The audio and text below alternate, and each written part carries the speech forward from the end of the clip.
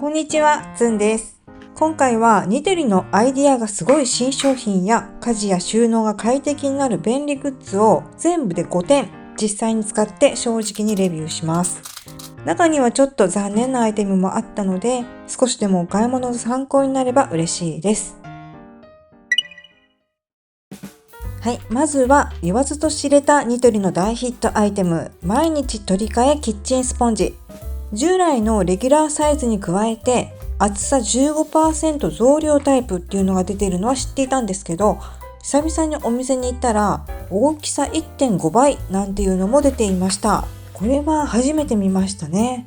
1.5 倍タイプはネットにも掲載されていなくってちょっと詳細が調べられなかったんですが、とりあえず比べてみようと思って全種類買ってきました。お値段はレギュラータイプが30個で299円、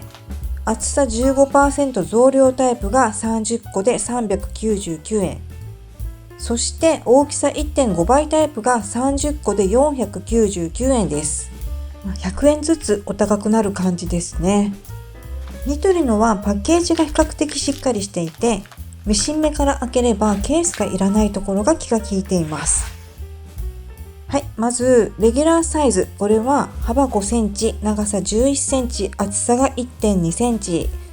はい、そして右側が厚さ 1.5 倍タイプ。幅と長さは一緒で厚さがおよそ2ミリ厚いです。1個あたりのお値段はレギュラータイプがおよそ10円、厚さ増量タイプが 13.3 円です。そして 1.5 倍タイプのサイズはこんな感じで、幅が6センチ、長さが12センチ、厚さが 1.4 センチ。レギュラーサイズよりも1センチ幅と長さが大きいです。で、1個あたりは 16.6 円。レギュラータイプ以外はスポンジがくっついていて、ちぎって使えるタイプになっているので、お好みや用途に合わせて厚みを2倍とか3倍にして使うこともできます。想像するにおそらくなんですけど、もう少し厚みが欲しいとか、大きい方が使いやすいとか、ユーザーのリクエストに応えたサイズ展開なのかもしれないですね。だとしたら好感が持てるなと思いました。ちなみに私は今コスパ重視でセリアの使い切りスポンジを愛用しているんですけど、これは26個入りで110円っていうね、なんと1個 4.2 円っていうニトリの半額なんですよね。お安い分、ニトリのに比べるともちろん短くて薄いです。我が家は大半を食洗機で洗っているってこともあって、これを3日ぐらい平気で使っちゃっています。はい、ということで、ニトリのこの3種類を使い比べてみたんですけど、私普段セリアのスポンジに慣れてしまっていたので、久々にニトリのスポンジを使ったら硬くてしっかりしているなと思いました。そして厚みはたった2ミリの違いでも、持った時の感触とか柔らかさは結構違うなと思いました。大きさに関しては幅はあった方がいいなと思ったんですが、私の手のサイズだと短い方が使いやすかったです。手のサイズとか使用頻度、洗うものの大きさによって使いやすさも変わってきますよね。正直あとは好みの問題だと思うんですが、選択肢が多いのは嬉しいです。気になった方はぜひ使い比べてみてください。はい、お次はこちら。冷蔵庫小物ポケットロング199円。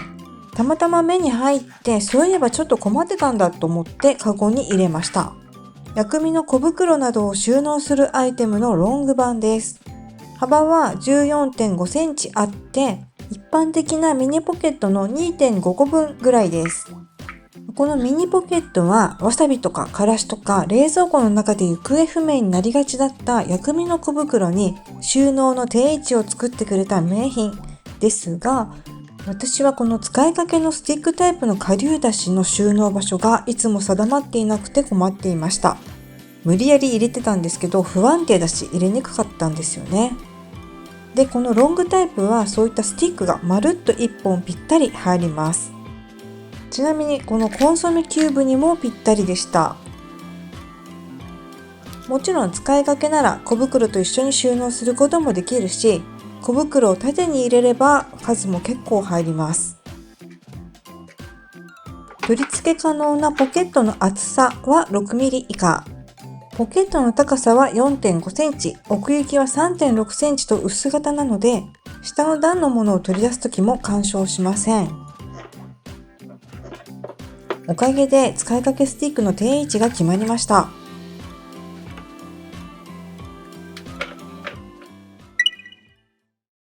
はい、お次も毎日のちょっとした困りごとを解決してくれるアイディアグッズ。水はねちょこっと拭き取りスポンジ299円です。名前の通り、洗面台やキッチンの水洗周りの水はねを拭き取るスポンジです。洗面台とかキッチンって使うたびにどうしても濡れますよね。ほんの少し濡れているだけだと、クロスで拭いて、すすいで、絞って干してっていう一連の作業がちょっと面倒で、ついティッシュを使っちゃっていました。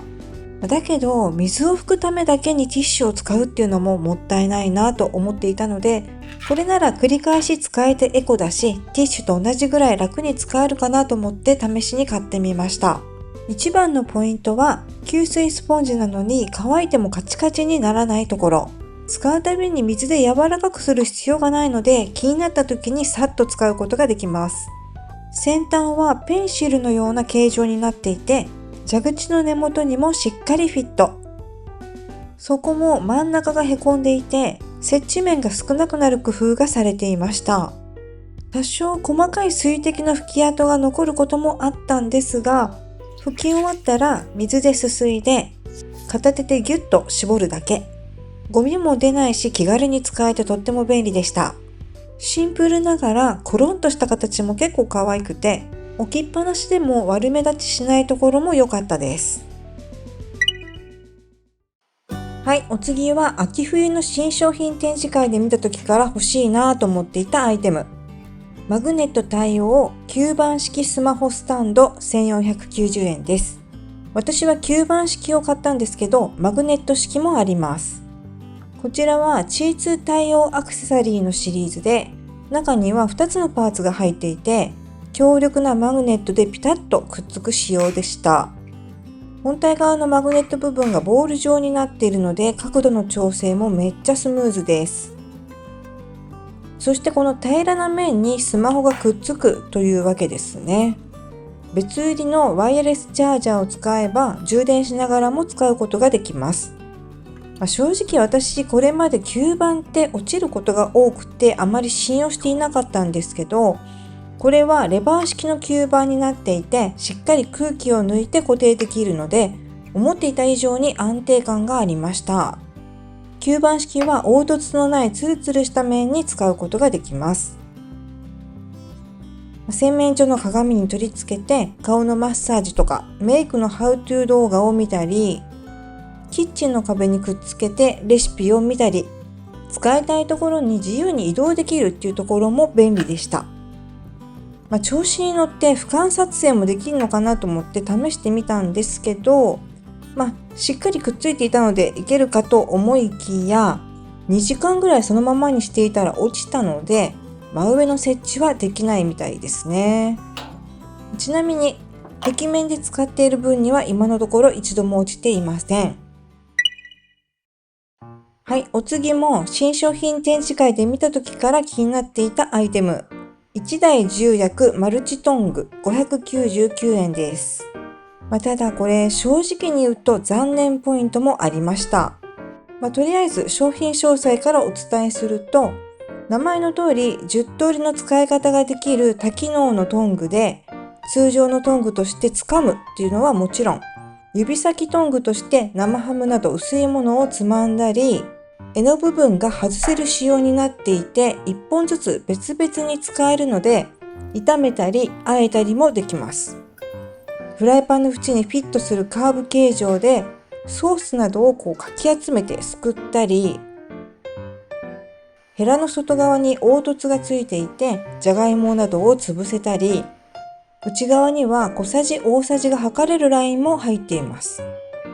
もう片方は麺類をつかみやすい形状。穴が開いているので湯切りもできます。ちょっと盛り込みすぎではと思うぐらいいろんなアイデアが詰め込まれてますよね。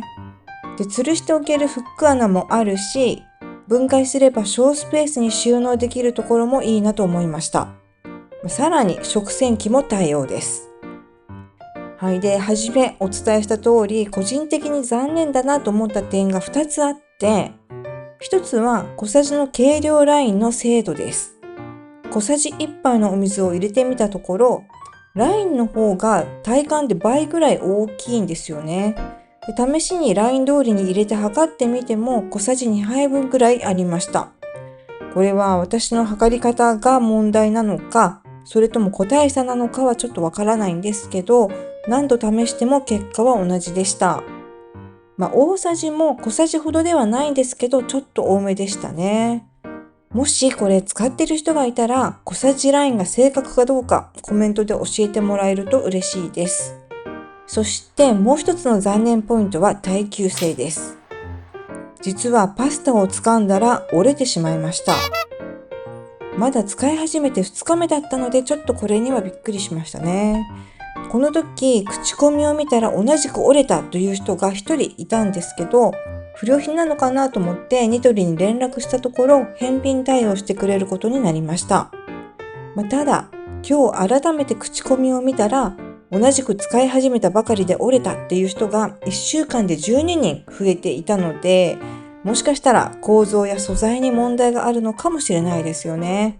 もちろん折れずにちゃんと使えている人もたくさんいると思うので、たまたま不良品に当たっただけかもしれないんですけど、これは今後の改良に期待したいところです。はい、今回も最後までご視聴いただきありがとうございました。少しでも参考になりましたら、いいねやチャンネル登録、ハイプをいただけると嬉しいです。それではまた次の動画でお会いしましょう。